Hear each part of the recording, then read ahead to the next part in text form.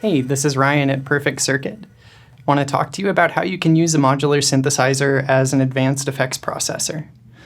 Recently, we started a project called the Mojave Desert Modular Experiment, in which we worked with a lot of local artists who weren't used to using modular synthesizers. Basically, we worked with them to design custom systems that could help to either augment their current workflow or replace parts of their current workflow, just so they could see what sort of things they might come up with if they worked in this way, rather than working in the way that they were used to. If that sounds cool to you, check out the link in our video description. There's a lot of articles and patch examples and videos of these people performing with their systems. The reason we want to talk about this is because 2 of the acts out of the 4 that we worked with made systems that weren't about synthesizing sound from scratch, but were instead about making systems designed to augment acoustic instruments. Specifically, one of them was using a violin, one was using a saxophone. We thought it was really cool to see the kind of crazy things you can do when you cease to think about a modular synthesizer as being something for creating sound from scratch, and instead using all of these bizarre sound design tools for creating something really weird and gnarly with regular instruments. I want to talk about the process of building one of these systems in a few different steps. First, we need to kind of take a look at some of the logistical considerations of how a Eurorack synthesizer works. And then we can talk about the why and how of assembling one of these instruments specifically for effects processing. So Eurorack modular synthesizers are made of 3 primary structural components. The first component is the case itself. This is the thing that the modules live inside. The second structural component is the power supply. This is the thing that all of the modules connect to in order to receive power, since they're not like pedals where we have individual wall warts that we can connect off to the wall. And then, of course, the third part are the modules themselves, the individual devices that either generate sounds or process sounds or are used in some way to control the way that other modules work. When you think about it, this isn't too different from a guitar pedal board. The pedal board itself is like the case, the thing that we mount all of the actual devices to. The modules are a lot like the individual pedals, which process or generate sounds. And the power supply isn't unlike a Voodoo Labs or Strymon power supply that you connect multiple units to so that you don't have an enormous mess of individual PSUs everywhere. Though some people with pedals roll that way too. That's totally fine. The important thing to keep in mind about Eurorack specifically is that it is a standard. So what that means is that Eurorack synthesizer modules all have a uniform height. They all have a standard unit of measurement for width. And they all have the same power supply requirements, more or less. So that means that no matter what Eurorack case you pick, no matter what modules you pick, they will be compatible with one another. The one caveat to that is that there isn't a standard depth for Eurorack modules. So you need to be mindful in picking out a case and picking out your modules as to how deep the modules are and how deep of modules the case itself will accommodate. Because it's all too easy to run into a situation where your module physically doesn't quite fit inside the case. In that way, planning out a Eurorack system is somewhat like planning out a pedal board, in that you pick processors that are interesting to you, pick devices that are interesting to you to put in it, and have to keep in mind the spatial considerations as you do that. The same way that you want to make sure you have enough room for specific modules in a case, you may want to make sure that you have room for pedals on a pedal board. So in those ways, the 2 things are very similar. But there are also a lot of differences, which make it more compelling in some ways to lean toward using Eurorack modules in situations when you might otherwise use pedals. If working with Eurorack modules is so similar to working with pedals, why would you choose to get into Eurorack rather than getting into pedals? And the answer is complicated, and in truth, the answer is that some things work better one way or the other. But there are a few reasons why Eurorack modules can offer an advantage in different scenarios. The first most compelling advantage, or perhaps the most obvious one, is the variety in the types of Eurorack modules available. With effects pedals, there are a lot of manufacturers that have been around for a really long time, and there are a lot of new manufacturers. I dare say there are more than there are Eurorack manufacturers. The trouble with that is that you get a lot of the same stuff over and over again. Often you see phasers and fuzzes and distortions that really aren't any different than they were back in the 1960s. That's not to say that there aren't interesting pedal manufacturers out there. There are companies like Game Changer and Hologram and Industrial Electric doing really gnarly things unlike anything else.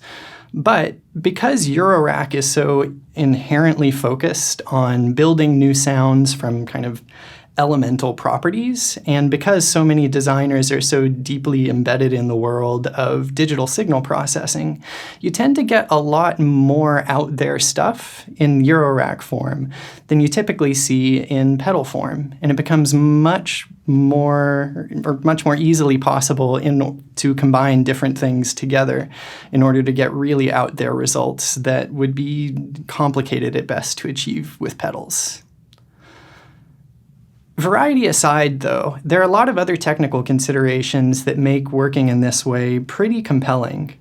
And for me, one of the most important things, aside from the kind of flashy selection of cool new stuff, is the ease of iteration with a Eurorack system. Specifically what I mean is that if you're working with guitar pedals as a processor, typically what you wind up doing, you get pedals, you experiment with a few different signal flows, and then after you've settled on a workflow that makes sense to you, you tend to put things in a more or less permanent position, connect them with patch cables, and then that is your signal flow from there on out, until the point that you opt to pull up your pedals, undo all the Velcro, reposition things, and find something new. But for the most part with pedals, you don't really iterate regularly in order to make new signal paths. Eurorack modular synthesizers, though, and all modular synthesizers, are made specifically with this consideration in mind. All of these patch points on the modules themselves are places a signal could go to or a signal could come from. And you just use little patch cables like this one in order to route a signal from place to place. So it can take sound from here to here and patch onward to my system's output and hear what it sounds like. And sometimes that sound is going to be really awesome, in which case, great, you've made a successful patch. Sometimes the sound's going to be really lame as you're kind of getting your bearings. But what's great is that you don't have to go through the trouble of physically rearranging all of these modules in order to ditch your not so great idea. Instead, you can just pull out the patch cables, move it somewhere else, and see what happens. So this type of iteration leads you to do things that you just wouldn't think of with pedals. Even gets to the point where you can repatch as you play, something that's almost inconceivable with guitar pedals. So in some ways, this signal routing becomes part of the creative process, even something that can become part of performance, which is pretty cool. Aside from this ease of iteration and this kind of performable patch routing, one of the other really cool ideas with this type of system is that there isn't necessarily a specific order that things need to go through. That is to say, you can use this platform in order to create multiple processing paths all at once. To do parallel processing sorts of things. You could use it so that part of the system is making sound by itself and part of it is processing how you play. You can use it so that certain parts of your patch influence other parts of the patch. And that's one of the really cool things. This patching, though it can make a mess once you kind of get things really up and running, can actually do a lot creatively. One of the really important deep concepts related to using modular synths that's largely absent from the world of effects pedals is this concept of modulation. And this is really where modular synthesizers become their own completely unique thing, similarities to pedals all aside. When we use the word modulation in the context of a synthesizer, we're not referring to the same thing you might think of when we're talking about effects. That is to say, I'm not using the word modulation to describe modulation effects like phasers and chorus and flangers and things like that, though those techniques are certainly available in this context. What I mean by modulation, though, is this process by which one module can be used to influence the behavior of another. And this isn't just about, creating a signal flow that makes it such that, things behave differently depending on where in the audio processing chain they occur. It's really about this completely separate concept, a concept of control voltage by which one thing can influence another. This isn't too different from the idea of using an expression pedal, for instance, with guitar pedals. It's just a way of remotely controlling the behavior of one of these devices. The really cool thing is that typically these modules have far more than one modulation destination, whereas with a guitar pedal, you often, if any, have a single expression pedal input that can be routed to maybe 1 or 2 or 3 different places. Modular synthesizers are much more open-ended. You can, on a single module, there may be 10, 12, who knows how many different places where you can actually impart meaningful changes to the sound. What's also really cool is that modulation doesn't necessarily have to be something that occurs from a direct physical control, the way that an expression pedal works, for instance. There are certainly ways to use an expression pedal or to turn a knob or something like that, but the magic of modular synthesizers is that they have special modules that are used specifically for the purpose of generating modulation signals that have nothing to do with the audio path at all. Modulation can be really kind of anything. It can be slow, or it can be fast. It can be smooth and over time, or it can be very jagged and make very sudden changes in the sound. All in all, it's very flexible and kind of can do whatever you want. In fact, in the best scenarios, if you get the right kind of settings going, modulation can be its own self-sustaining thing that interjects its own seemingly own ideas into the way the sound is executed over time, completely separate from yourself. And in those situations, it can be almost as if the machine itself becomes a collaborator or something that you are having a conversation with as you play, which is pretty nuts and pretty hard to get to in my experience through using effects pedals alone.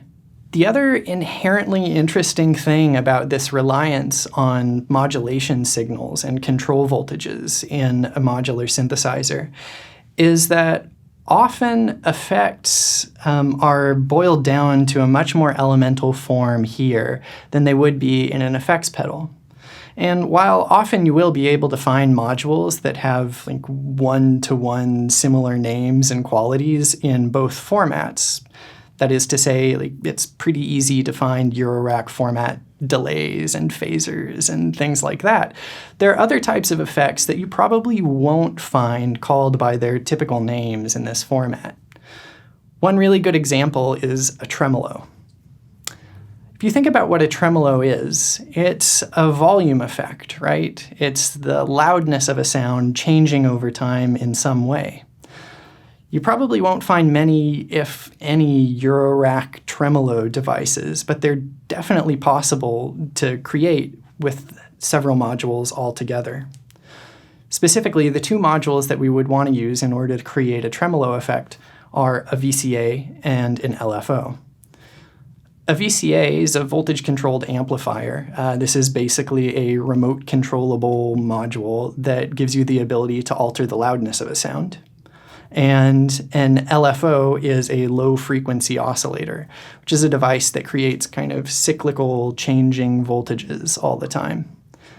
Whenever you connect the output of an LFO to the input, or to the control input of a VCA, then you'll impart the shape of that LFO on the VCA itself. So if you have a very smooth LFO shape, like a sine wave, it'll produce smooth changes in the volume of the sound. If you have a more jagged or rigid shape, like a square wave, you'll get more choppy and abrupt changes in the sound. Thinking about even common effects in this way leads you to make decisions differently than you would if you had just that straightforward tremolo pedal. And it makes it clear where you can impart changes on the sound that may not be available otherwise. For instance, in that tremolo patch where we're using an LFO to control the volume of a sound, we can start to perform all sorts of operations on the modulation signal itself. That is to say, we could use a different modulation source in order to control the modulator itself. So, for instance, we could use the dynamics of our playing in order to control the tremolo speed. We could push the tremolo speed above subaudible range into the audible range so that we get more clangorous, distortion-like effects. Or we could create something that allows this modulation signal and other processors to control its own behavior over time so that we get a tremolo that's constantly affecting our signal in new and unexpected ways. So for me, between these three big points, that is just the sheer variety of modules, the ease of iteration and patchability, and this huge, intense concept of modulation, there are a lot of reasons why Eurorack Synth could be used in a processing setup, even just as part of a larger setup and not necessarily the entirety. So now that we've talked about some of those reasons why you might want to get into using synthesizers for effects processing, we should talk a little bit more about the how, some of the logistical considerations of planning out a system, things you'll need to look out for, etc. So the first important technical consideration is kind of boring, but super important to note, and that's that the signal levels in a Eurorack system are pretty drastically different from the signals that come out of a guitar or a keyboard. They're much higher in voltage, which isn't something to be alarmed by, but what that means is that you can't plug your guitar straight into most Eurorack effects processors and get anything very meaningful out of it. You might get some sound, but it's probably not going to be that great. Instead, what you'll want to do is get some kind of dedicated preamp module or external input module in order to get your instrument signals, be they coming from a pickup, be they coming from the back of a keyboard, up to the signal levels that these Eurorack modules expect in order to get an optimal signal out of them. Similarly, you'll need to think about what happens on the other end. That is to say, sending the output of a Eurorack module directly into a mixer or an amp or an interface probably isn't going to yield the most satisfactory results. You'll probably find that the signals are really hot and don't leave a lot of headroom to work with. So you'll probably want some kind of dedicated output module as well, a module in order to take these high-level Eurorack signals and bring them back down to something that's more realistic for use with line-level or instrument-level gear. For the purposes of these two systems, which were part of the Mojave Desert modular experiment, we used Chaos Devices Sebastopol. This is both an input and an output module, so you can use it to bring in external instrument signals and to send out signals once you've actually got everything kind of all sorted out and your signal flow decided. What's really cool about this module in particular, and something you may want to think about as you're planning your system, is that it has something called an envelope follower built into it. This is a common feature among these external input modules. What an envelope follower does is derive a modulation signal from the dynamics of your playing. So the louder you play, the higher the voltage that comes out. The quieter you play, the lower the voltage that comes out, so that you can use the loudness of your playing in order to inform other processes as its own modulation signal, which is pretty cool. This is the same way that like a dynamic wah pedal works. But you can use it to affect anything. You could use the loudness of your playing to control delay speed, or room size on a reverb, or any number of other things. Aside from that, things are pretty much open. You can kind of choose whatever processors make sense to you. And if you're used to working with electronic music, or if you're used to working with pedals as processors, this process is going to be super intuitive for you. You're going to be able to find the stuff that makes sense to you. That is, if you're used to working with delays and reverbs, you'll find them out there in Eurorack format. You'll find dozens of them that all have their own cool quirks and features, the same way that all pedal format versions of those things do. If you're into the idea of sampling and stuttering effects, there's all kinds of stuff that can do that. If you want a really cool phaser, there's all kinds of stuff that can do that too. For the most part, these types of effects are going to be easy to find, and you won't have any difficulty deciding what things make sense to you once you've found some audio demos or gotten your hands on them in order to try them out. There are still effects like the tremolo we described before, which aren't going to be easy to find. But for those, it just takes thinking a little bit about how the effect actually works. That is, what it does. I guarantee there's a way to achieve any given effect with some combination of Eurorack modules. So if it seems like there's something that you're looking for that you're not able to find, there's probably just another way of thinking about it that can help you get to the end result you're looking for.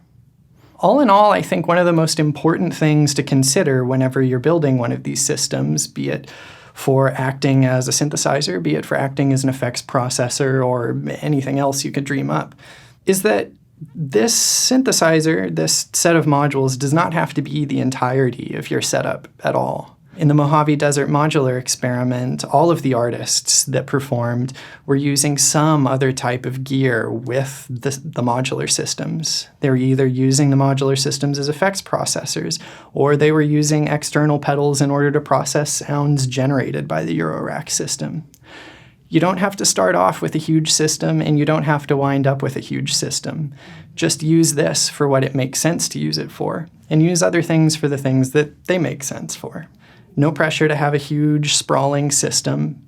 You just need to explore the things that are here and uniquely here. Here's a tremolo patch using the quad VCA to process the sound of the guitar, and using one channel of maths as an LFO. The really cool thing is that the LFO is being controlled by an envelope follower over here, so the dynamics of my playing are subtly shifting the LFO speed so that we get faster, slower tremolo effects as the notes decay.